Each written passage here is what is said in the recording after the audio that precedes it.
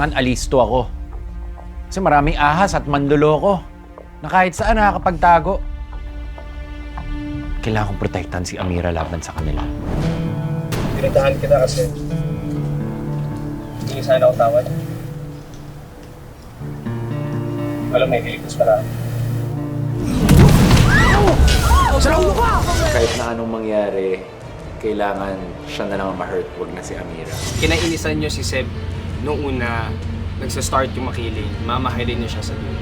Sobrang doubtful ko sa sarili ko na magagawa ko siya ng maayos. Pero yun po yung talagang pinaka-tumatak. Kasi social media talaga, nagulat ako. Pero grabe po talaga, grabe yung buhos namin ni Ed nila direct doon sa eksena yun. Kung ano lang, tiwala talaga. Na-inspire din ako sa mga co-stars ko, especially kay Elle. Nakikita ko paano siya nagiging sobrang dedicated sa trabaho niya. Imagine, mas bago siya sa akin, pero minsan siya pinagtuturo sa akin kasi magaling siya artista eh.